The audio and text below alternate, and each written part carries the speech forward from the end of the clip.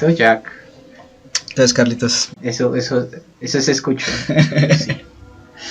No importa, eso se edita. ¿Quién se va a dar cuenta? Estamos en paro nacional, ñero. Hoy las historias no están tan chéveres ni tan tristes. No sé si le ha pasado, he tenido inconvenientes yo con el trabajo y con la vida regular por esto, pero no importa. Yo siento que si es un momento en que se puede, hay que apoyar al país, porque realmente en las últimas marchas, en los últimos años, se ve más unido que nunca. Sí, el tremendo mensaje social. Pero toda la vida hemos vivido en marchas, ¿no? Y en situaciones así exasperantes. Entonces, pues, Sí. Ojalá sirva. Ahorita, aunque bueno, estas marchas siempre traen cambios un poco positivos. Sí, bueno. Gracias a una de ellas ya tenemos una constitución, ¿no? Entonces, pues, ¿Cómo? que fue la del la séptima papeleta. Let's go. Sí, pues sí, nada, pues. Siempre ha sido. Sí. Este ha sido siempre el país de marchas. Latinoamérica siempre ha tenido sus marchas. Sí, y fuertes contra. Sobre todo que escuchaba un analista del tema y decía que las marchas empezaron desde que Latinoamérica casi siempre ha estado regida por dictadores. Y ahí Sí, empezó el descontento social. ¿Desde quién era? Desde también de que Pinochet. Desde Pinochet, sí, señor. Era Pinochet. Era Pinochet. Hay una camisa que está el viaje en helicóptero de Pinochet. Es un chiste re negro allá. Sí, entonces, nada, fuerza Colombia. Yo aquel día,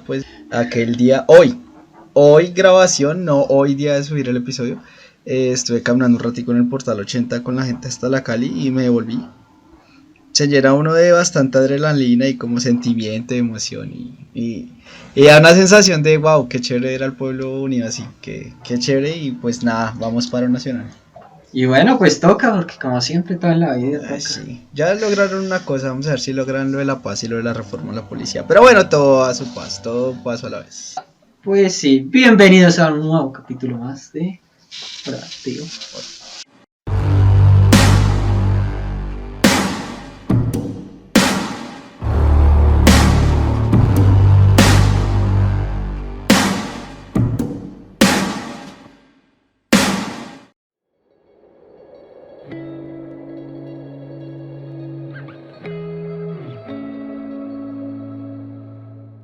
Hoy con mi estimadísimo Jack. Grande. Y aquí con Carlitos ya empleado. Gracias. Salir de esa racha en este país es difícil y así que muy bien, Carlitos, qué buena que ya tenga un trabajito ahí. Y recuerden, amiguitos, en la hoja de vida número 500 conseguirán no se den en la rosca más cercana por la sí. No se den por vencido en la 100. Ustedes pueden, muchachos. Y consíganse una rosca. En la 500. En la 500, 505. A la rosca. En la 500, 505 hay la trabajo. La rosca y la 505. Exactamente. Y la rosca. Dios bendiga la rosca, amigos. Porque como decía un sabio profesor, el único problema de no estar en la rosca. De la rosca es no estar en ella. Señor. De hecho, mi trabajo actual fue rosca. Porque en ningún lado. Mí también es rosca ahorita. Y entonces le agradezco a mi rosca y creo que Carlitos también le agradece a su rosca. Agradezco a la rosca. Sí. Que cierre ese asterisco. Que lo apriete bien duro. Apreté, exactamente. Oiga, porque bueno, usted sabe por qué. Espere, primero, ¿usted sabe por qué ayer 5 de mayo era tan importante? O sea, ayer estoy súper desconectado por universidad y trabajo. Ya me enteré en la noche que la gente estaba celebrando el 5 de mayo. No sé qué pasa el 5 de mayo. Yo tampoco sé, no me acuerdo. Perfecto, continuemos. Perfecto, pensé que me iba a decir, no, ¿qué pasó el 4 de mayo? Yo no sé, un día de la fuerza de Star Wars y ya. ¿Y el 5? No, May the 4th. Pues yo no sé, pero vi bastante. Yo sigo en Twitter personas de diferentes partes del mundo y estaban celebrando el 5 de mayo, pero con la palabra en español, 5 de mayo. Y habían videos, habían chistes, habían memes, pero, o sea, lo que le dije, ya llegué y me acosté. Si alguien sabe, me encantaría leer acá abajo qué pasó el 5 de mayo, porque no estoy seguro. Sé que acá en Colombia se celebra como el Día del Paro, algo así, o el paro no sé qué, de la fundación, ¿cómo se llama aquí la entidad encargada de los paros? Hay una fundación encargada de los paros. No una fundación, pero sí hay una entidad que se encarga. Comité General de Paro, eso. Creo que tienen como su día el 5, no sé. Bueno, después averiguaremos. Vamos al tema de hoy. Desinformando con Proactivo. Aquí especulando de qué pasó. Bueno, ¿qué le traigo el día de hoy? Bueno, este tema se lo traigo porque lo conocí leyendo a un señor que se llama Augusto Cury en la especialización. El man es brasilero. No sé si, yo creo que esto lo sabe o lo sabrá la mayoría de psicólogos, pero psicólogos tesos de Latinoamérica salen de Brasil. Tienen muy buenas escuelas allá y están muy bien fundamentados y formados. De hecho, la mitad de la gente que yo conocía, exactamente, se quería ir para allá a hacer psicoterapia, aprender psicoterapia. Entonces aplicaban. Muchos no aplicaron hasta la 505 y se quedaron acá, otros sí aplicaron hasta la 505 y se fueron. Pero entonces Brasil es una potencia en el tema de psicología acá en Latinoamérica. El man es de allá. Y el man allá se volvió médico, psiquiatra y psicoterapeuta. Pero bueno, la semana pasada usted y yo hablamos un poco de ansiedad. Sí, recuerda. Venga, uno, ¿cómo se vuelve psiquiatra sin pasar por medicina? ¿Qué artes oscuras debe hacer uno? ¿Sabe qué? Digo, ¿no? Porque yo que digo, o sea, la escalonada es coger medicina y la rama de psiquiatría, pero sí, de hecho... Que a todas estas entrenados, es la rama, como yo me atrevería a decir que una de las más desagradecidas de la medicina. ¿La psiquiatría? Sí, es re desagradecida. Una de las ramas más desagradecidas. Mis respetos para el que elige estudiar psiquiatría, la verdad. ¿Le parece? Porque pues yo, desde el ámbito clínico que estoy y lo veo, allá prefieren la opinión de los psiquiatras que la de este joven y humilde neuropsicólogo. Pues sí, pero hay ramas, ahí se da por las ramas, pero siempre es trabajoso, es duro comenzar en psiquiatría.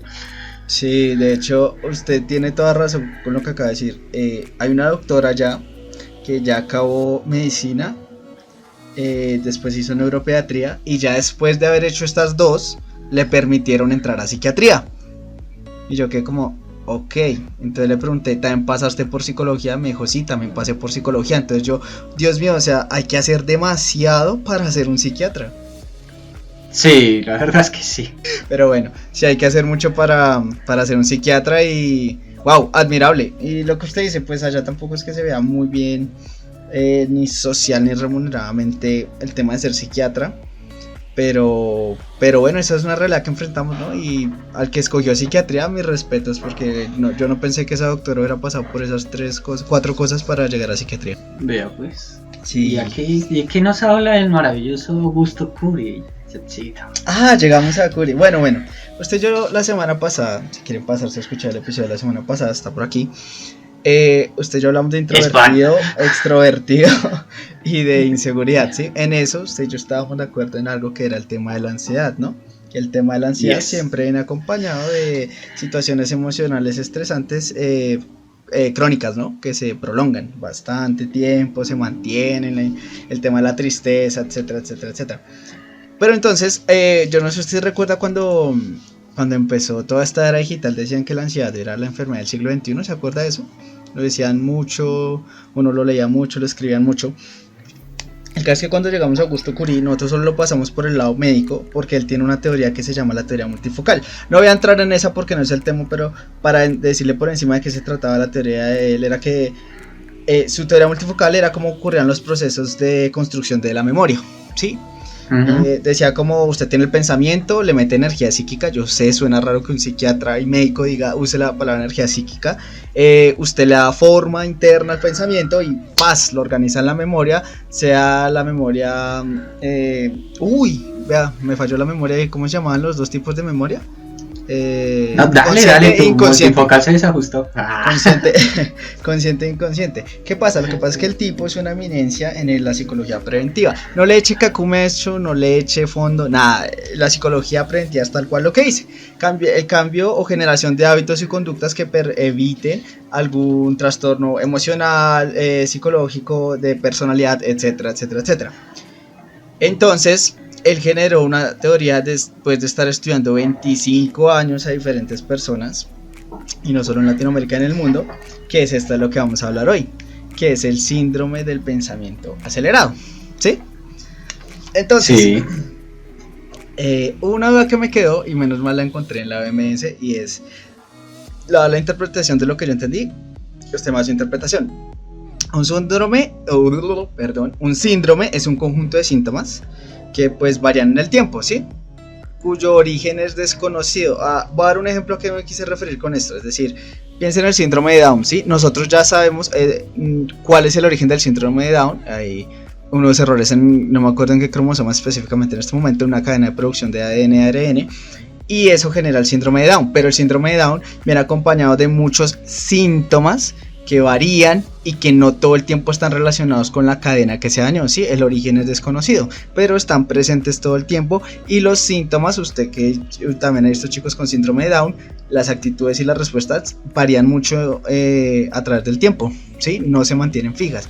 Eso es un síndrome, mientras que la enfermedad, que era lo que contrastaban cuando busqué sobre el tema, la enfermedad, usted tiene los síntomas, ¿sí?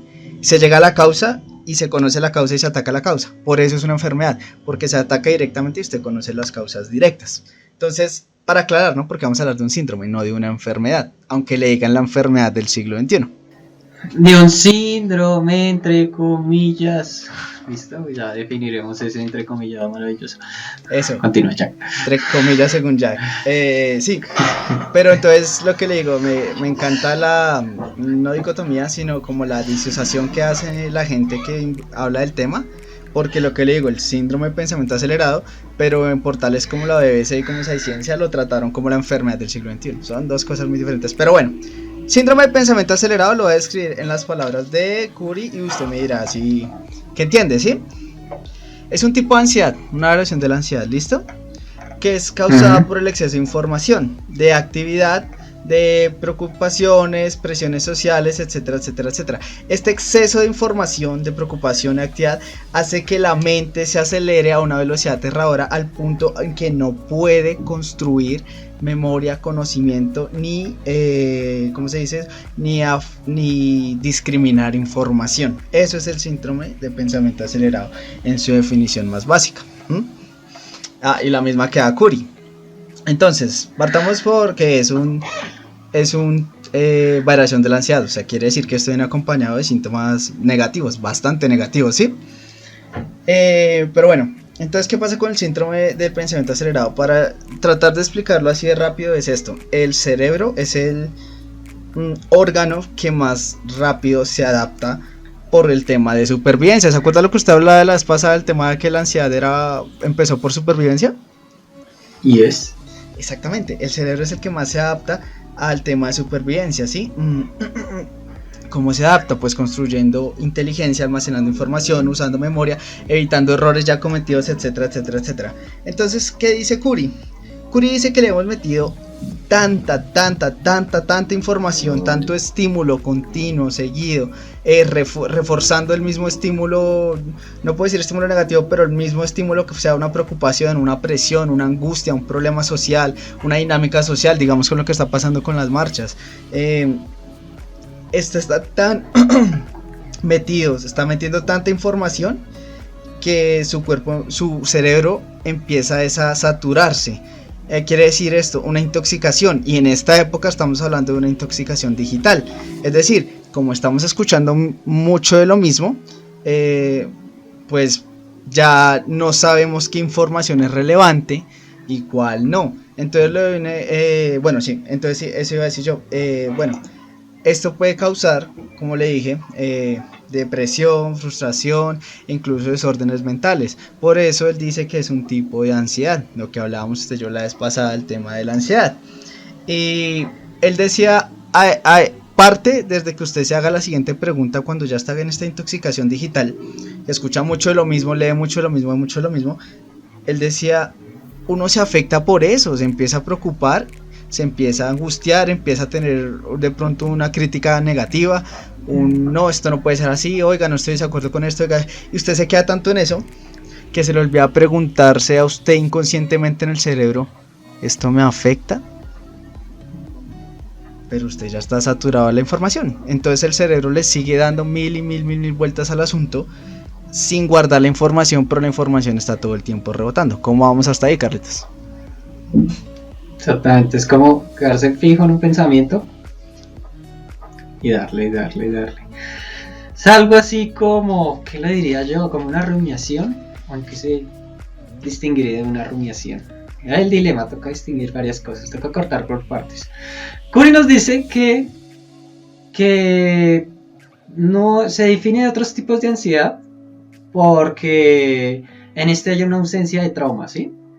Entonces lo que nos explica Core es que acá este es un mal del siglo XXI, te lo vende así, este es un mal del siglo XXI, sea por la sobreestimulación en la información que se nos da toda hora, básicamente tú vas a estar saturado de información y tu cerebro la va a procesar y la vas a pensar tal y le vas a dar vueltas y eso hace que tú estés más predispuesto, uno, irritable a que te dé ansiedad, y dos, a tener trastornos del estado del ánimo. Eso es lo que nos dice Curi, ¿no? Porque hay cosas que sacar ahí con tijeras, ¿no? Por ejemplo, decir ausencia de traumas, ¿no? O sea, tratar todo bajo ese modelo de el trauma, que a veces no se da en clínica. También ese modelo de decir, también cogerlo con tela y decir, listo, tú me estás hablando de pensamiento acelerado o tú me estás hablando de un proceso de rumiación, que como tal la rumiación ya es un proceso ya definido desde la psicología cognitivista, ¿no? Entonces hay mucha no lo conocía ya la rumiación y se la tengo. Escogerse es como un síntoma, escoger un tema y darle vueltas. ¿Será que por qué pasó esto? ¿Por qué se dice esto? Si yo hubiera hecho lo otro. Ay, si sucedió eso. Ay, sí, no. Y bueno, eso es rumiar, quedarse ahí en un pensamiento, es rumiar. Ejemplos prácticos de rumiar, una tusa. ¿Qué pasó con ella? Ay, ya sí, no sé qué pasó con él, no sé qué, sí sé cuándo. Y se queda ahí, uno rumea. Entonces le roba atención a uno, lo vuelve uno ansioso de que pase. Y pues claro, pues uno no ve el semáforo en rojo ahí, ¡toma! Entonces pues vaya. Y termina uno protagonizando un maravilloso comercial de seguridad vial en el país. Pero bueno, ignoremos esos temas. Bueno. Sí. Bueno, ahí con lo que usted decía tiene razón. Primero sí, en la teoría, porque pues esto es un síndrome que habla Curi desde su lado psiquiátrico, tiene toda la razón.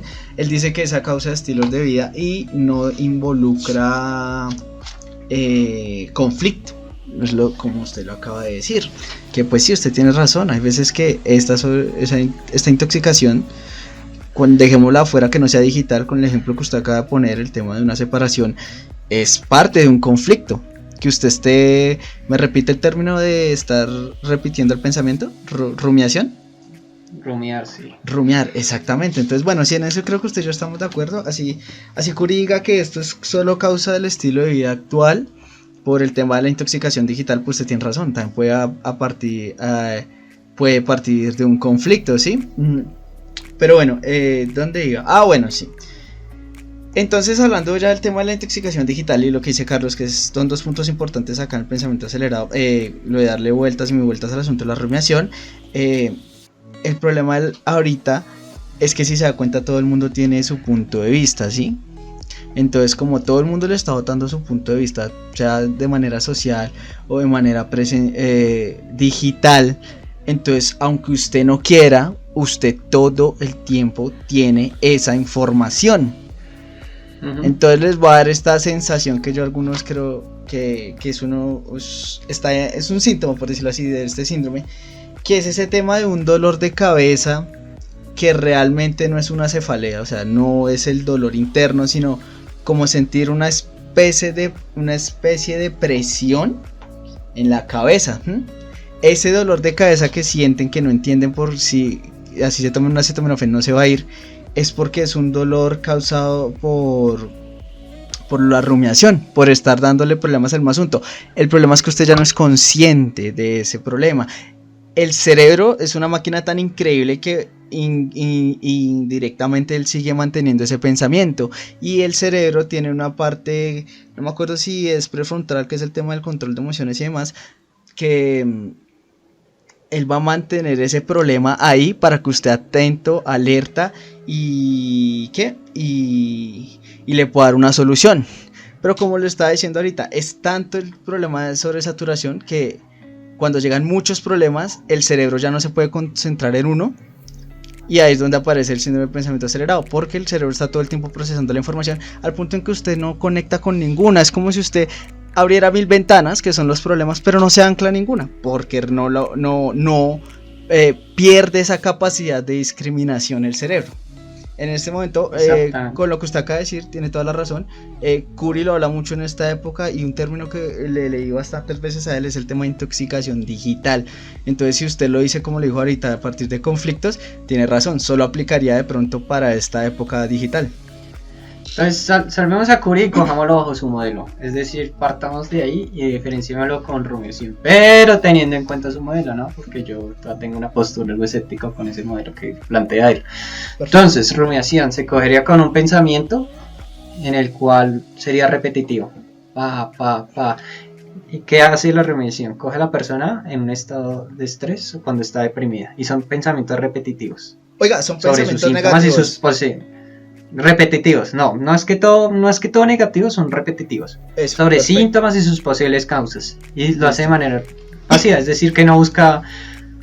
Cuando usted lo hace, piensa de manera pasiva, es que usted no busca una solución. Es decir, pasó esto, pasó lo otro, pero usted no se va a dar cuenta en buscar una solución, sino escarba ahí.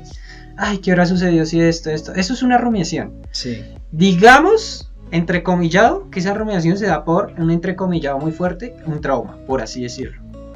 Ok. Cojámoslo con pinzas. Cuando yo digo trauma, entre comillas, Sí. me refiero a un suceso que pasó y desencadenó ese episodio de rumiación. Listo. Curie nos dice que al no haber un trauma, Conflicto, ajá. su pensamiento acelerado se discrimina. Podríamos discriminarlo de la rumiación como ese proceso en el cual a ti se te bota información, tú piensas, pero no la procesas.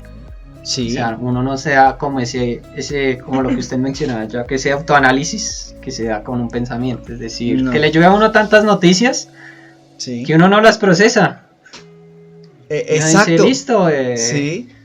por ejemplo, pasó el paro en Colombia, pero sí, estamos luchando, pero ¿por qué está pasando? ¿Qué está pasando? Ajá. Pasó tal evento, pero ¿por qué pasa? No, uno solamente, el pensamiento pasa y ya, se acabó, es fugaz, listo. Son procesos rápidos, fugaces, es decir, a ti te dan información, no la digieres, pasa fugaz, hasta luego, botas, sigues, continúas. Pero ¿qué pasa con esto? El mismo Curie dice que esto genera repetición en el error. Sí. Entonces uno comete el mismo error 2 veces por no procesar esa información. Es decir, listo, me dijeron tal cosa, no lo proceso, dale, no se da la cuestión para solucionar esa idea. Hay una fatiga excesiva, Sí. hay un aburrimiento atroz, eso es lo que lo define Curie. Exactamente. También el tema de que Curie, ¿no? Para agregar lo que usted acaba de decir, me resalto aquí, hago un paréntesis rápido y reúno lo que dijo Carlos. Sí, el pensamiento entró, si usted lo ha dejado a seguir, el pensamiento sigue ahí. Y entonces eso del aburrimiento atroz, importantísimo. El tema de la fatiga también. ¿Y qué fue lo primero que dijo? Bueno, sí, entonces Curie también, exactamente, lo que habla Curie específicamente es el tema del aburrimiento atroz, y pasa incluso cuando usted está en un círculo social, porque necesita todo el tiempo, aunque esto no es una persona extrovertida, porque es que voy a decir algo que usted y yo hablamos la vez pasada, si usted no está recibiendo información todo el tiempo que mantenga el cerebro en ese momento, o sea, que lo mantenga ahí, usted va a sentir un aburrimiento, así esté con personas agradables o en un buen ambiente. Y hay otra cosa que también, para meterle no a la rumiación, sino a lo de Curie, es el tema de que la soledad deja de ser creativa.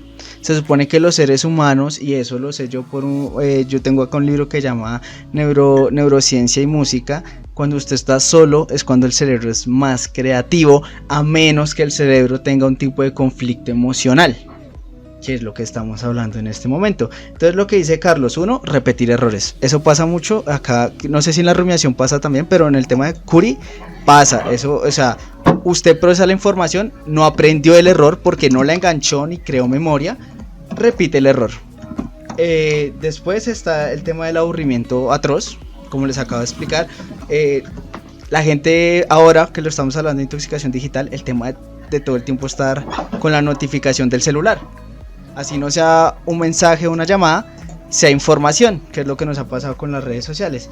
El tema de la soledad creativa, lo que les acabo de decir, se supone que uno en soledad es más creativo, pero no está pasando ahorita por el tema del pensamiento acelerado. Y una cosa más que me interesó mucho que dijo Curi: la gente con pensamiento acelerado tiende a infantilizar, creo que se dice, las emociones. Entonces, ¿qué pasa?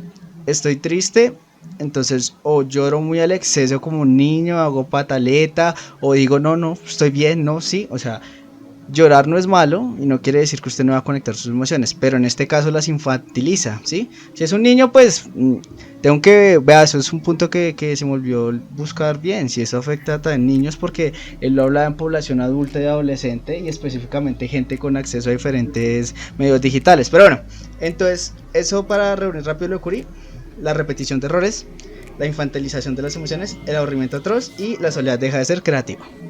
Exactamente.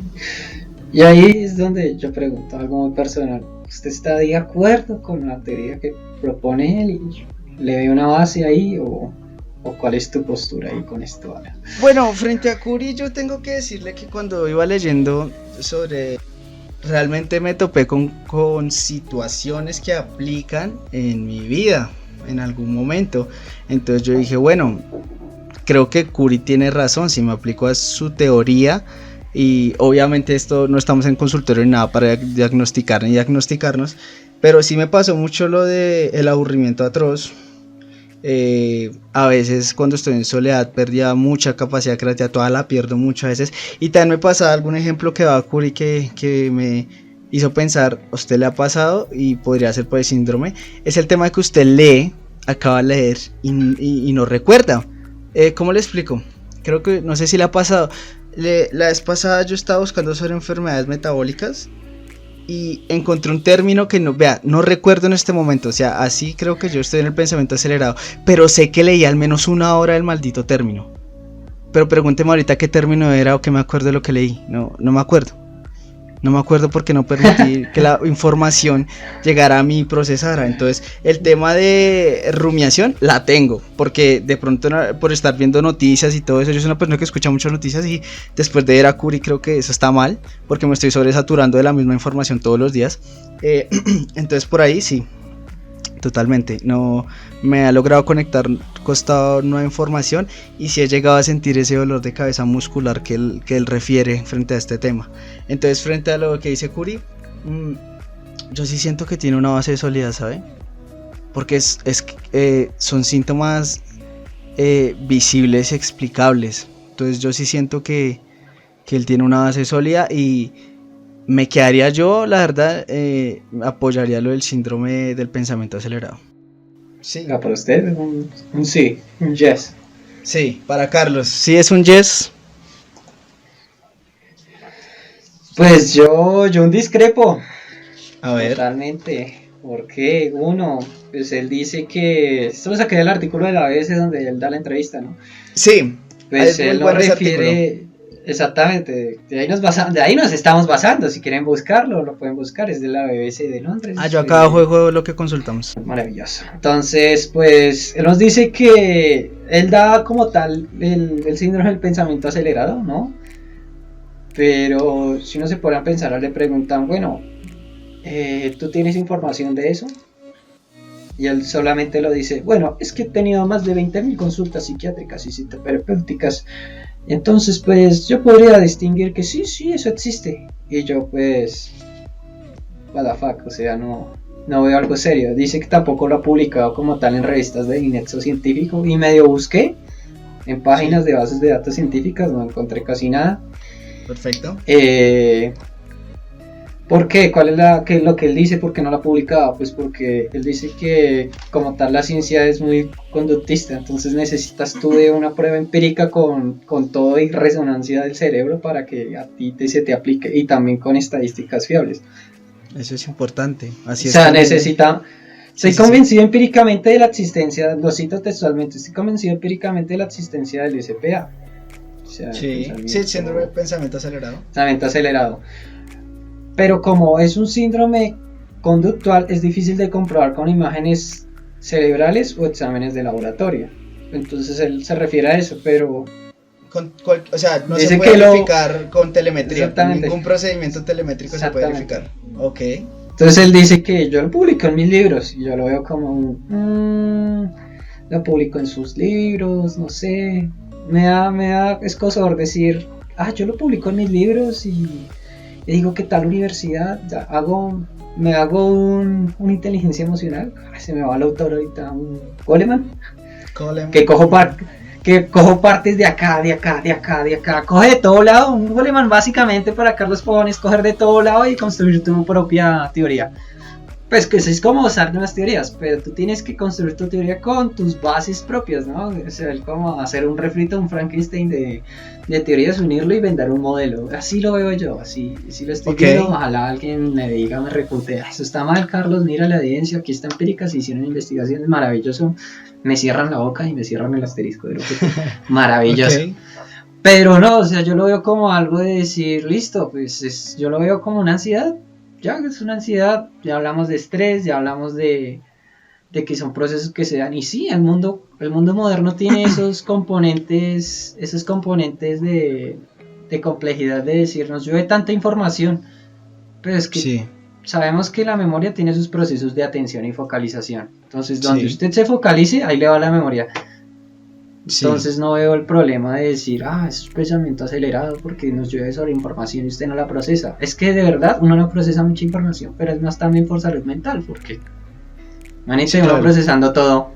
Uno es atencional, tan atencional como la publicidad que le va a llegar a usted en sus redes sociales y decir, busque un celular y últimamente me está llegando pura publicidad de celular. Eso es atencional, entonces ahí ya sabe uno por dónde venderle.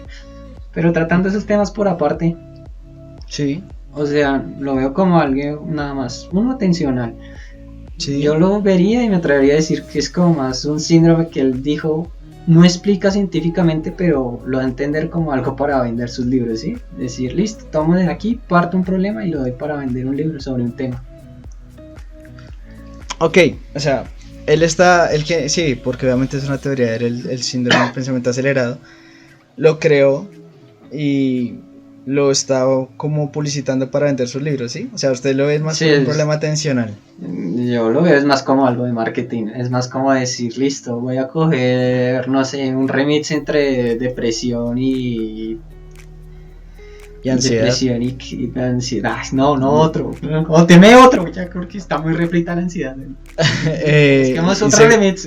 Inseguridad. Un nuevo sabor para ese lado. No, pero que esté en el DCM, que tenga una depresión con que, ay Dios mío, Dios. Con un trastorno de personalidad bien bacano, algo así. Con trastorno del límite de la personalidad, ahí está. Listo, entonces cojamos un remix, lo ponemos, lo fusionamos y nos inventamos algo y vendemos libros. Y así es, así como debe ser.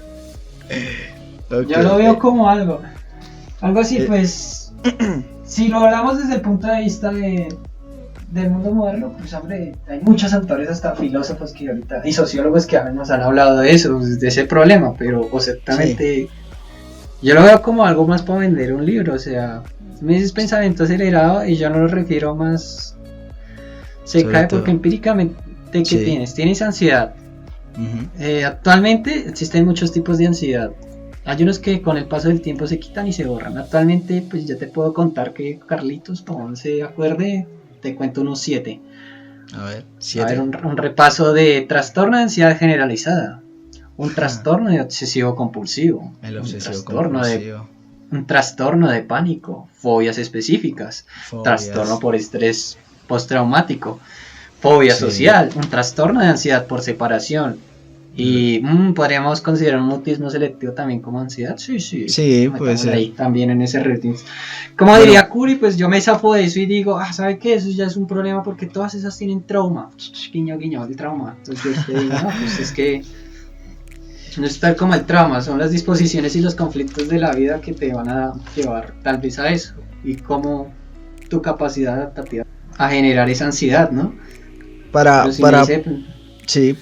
apoyar su punto, No se lo olvide, y creo que eso lo hablamos usted y yo una vez, la ansiedad viene acompañado con problemas emocionales, problemas de memoria, problemas de regulación, problemas de discriminación, que son muchas de las cosas que Curie habla en el trastorno, el pensamiento acelerado.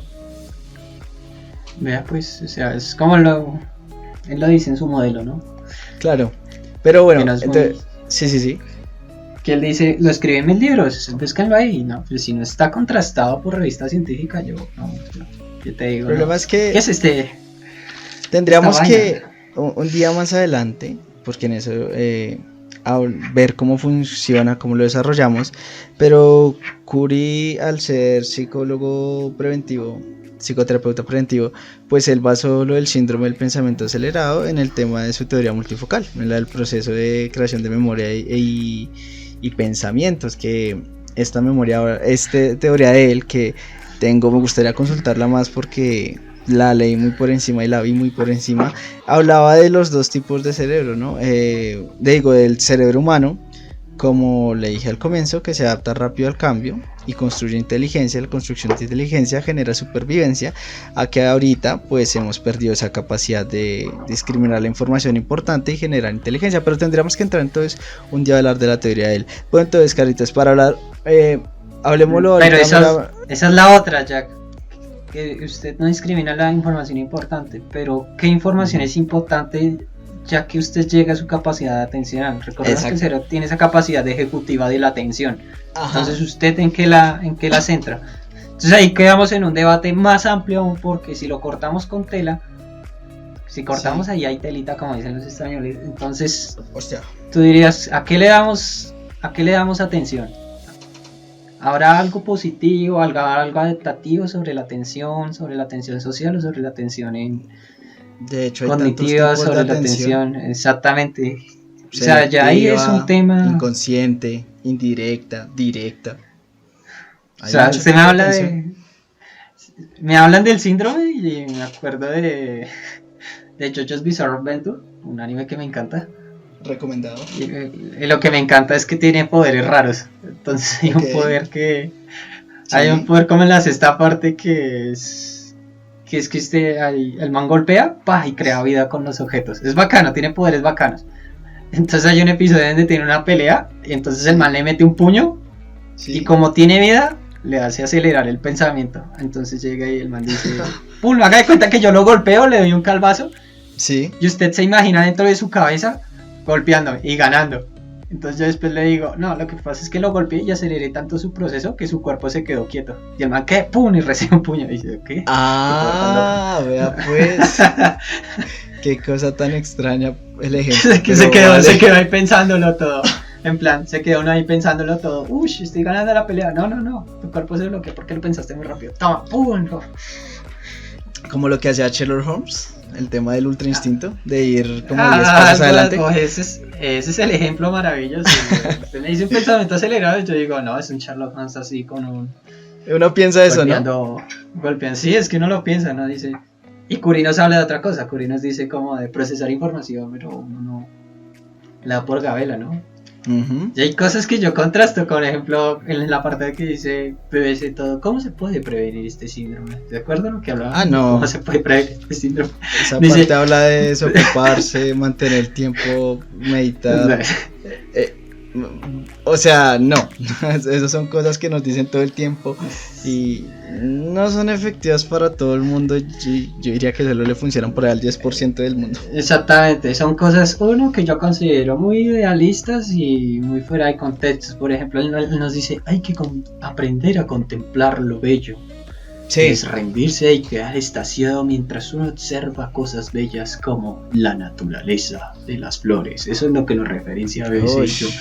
Papi, ya, hay que contemplar lo bello. Bueno, entonces madrugue, contemple lo bello mientras usted madruga a las 5 de la mañana, se dirige a estudiar y después de eso tiene que salir a trabajar y salir a las 10, 11 de la noche. Contempleme esa belleza de vida. Y tiene la información del trabajo, más la información de la universidad, más el estilo de vida acá que se llama Transmilenio, ¿no? Exactamente, que es tan desgastante el Transmilenio todo. ¿Cómo se puede prevenir este síndrome? Fácil, pues No monte 3000, no monte servicio público, ya. No, listo. pero montas a un carro, igual se estresa. Sí, uy, no, peor. Súper adaptativo. ¿Qué más nos dice? Habla sobre tus fracasos para que tus hijos estudiantes entiendan que nadie sube al podio sin haber fracasado antes. Entonces uno entra en un dilema de direccionamiento, de decir, bueno, yo hablo de mis fracasos y después mi hijo va a venir y decir, claro, pues como usted hizo eso, y yo no dice, ay no, ¿cómo así? Mi autoridad, ¿para dónde que quedó? Entonces es un dilema, ¿no? O sea, otra técnica importante es cambiar la era del comportamiento, pasar de la era de señalar los fracasos a la era del elogio, para aprender los éxitos de tus hijos y tus empleados. Quien quiera que sea un detector experto de errores está apto para reparar máquinas, pero no mentes brillantes y emocionalmente saludables. O sea, cosas totalmente ambiguas, de contexto. Pues sí, lo apoyamos, toca elogiar, pero pues hombre, ¿qué se puede hacer? O sea, sí. Veo que Carlitos sí tiene sus puntos, no en contra, sino de discernir. De no estoy de acuerdo con esto. Pero actualmente ya que estamos en unas marchas donde estamos señalando fracasos que me están costando literalmente mi vida pensional. Sí. Y pues yo no voy a elogiar a nadie. Entonces pues lo siento en el alma, no se puede cambiar el comportamiento. Mira cómo estamos comiendo Damier, no se pudo. Toca señalar los fracasos, o sea, no, lástima, no se pudo. Lástima, sí se deben enseñar los fracasos, mira. Es que donde uno no lo señale, grave, ahí nos. Toma tu reforma pensional, toma tu reforma tributaria. Entonces, pues hombre, está compleja la cosa, o sea, no vengas con toma tus impuestos, todo eso. O sea, el tema de la sobreinformación en este momento, en el momento que está viviendo en nuestro país, Colombia, es imposible evitarlo. Si usted, o sea, es imposible evitarlo si usted está consciente de que tenemos que evitar esto. Entonces sí, en exactamente. Ese lado, imposible evitarlo, la verdad. Y si sus procesos atencionales no están en la situación, debe decir que usted es un pecho frío. Si no salió a marchar. Pero bueno, no se puede a veces salir a marchar ahí en hora laboral. Yo marcho de cuando se me bloquea, entonces te toca ir a mi casa, entonces toca marchar hasta mi casa porque se bloquea todo. Pero es eso, discrepo en muchas cosas, discrepo tanto en el punto de traumas, discrepo en la poca evidencia científica que hay para definir todo un síndrome, discrepo en las cosas como para prevenir. Pues usted me dijo, él es un psicólogo que pues trata más la prevención, ¿no? Psiquiatra, psicólogo y médico. Exactamente, y playboy, y filántropo. Ajá. Pero entonces, bueno. Entiendo y bueno, Carlitos. Yo diría que es un proceso más atencional. Sí. Discrepo en eso, discrepo en que es un remix para vender. Como perfecto. Cierto Goleman de su inteligencia emocional. Hablaremos de eso en otro maravilloso podcast. Pero me gusta, discrepo la agenda. Discrepo. Sí, hasta me hizo pensar en lo de Goleman que dicen que la inteligencia emocional es la clave del éxito. Bueno, hablemos otro día de esa cosa. Pero bueno, entonces Carlitos, pues para cerrar el episodio de hoy, como estamos hablando del síndrome del pensamiento acelerado, como siempre me gustaría reunir 5 ideas de Curi y usted me dice si está de acuerdo conmigo o no. Entonces lo primero es que el tema del pensamiento acelerado, él dice que es un tipo de ansiedad que no viene acompañado de un conflicto, sino que es causa del estilo de vida actual, es decir, de la intoxicación digital o la sobreinformación que tenemos en este momento, sea nuestras preocupaciones, sean las noticias, sea un problema personal, etcétera. Dice Curi también que, o sea, esta información la recibimos constantemente, todo el tiempo nos está atacando, que hacemos lo que dice Carlos, rumiación, le damos mil y vueltas al asunto y no procesamos la información, lo cual hace que nunca logremos discriminarla e ingresarla a nuestra memoria. ¿Listo? Entonces dice Curi. También Curi dice que, digamos lo que decía Carlitos, los síntomas, por decirlo así, de este síndrome, estaba el tema de que uno repite los errores a pesar de que ya le han pasado, o sea, no está el procesamiento, esa discriminación cognitiva que le permite a uno no equivocarse 2 veces, vuelve a cometer el mismo error. Está el tema de la infantilización de las emociones, el tema del aburrimiento atroz, lo que yo les conté, el tema de que la soledad deja de ser creativa y Algo más me falta ahí. Bueno, lo que hablamos ahorita, pero lo meten acá, pero como lo hablé con Carlos, esto pasan diferentes tipos de ansiedad, que es el tema del déficit de memoria.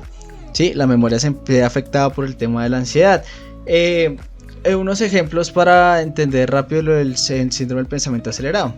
Entonces, digamos, está, por ejemplo, el que necesita saberlo todo. Es decir, ese que usted está hablando con él y... Ay, ¿usted sabe qué es esto? Y no habla, pero le contesta, ay, sí, yo sé. ¿Por qué sabe? Porque el man fue y googleó.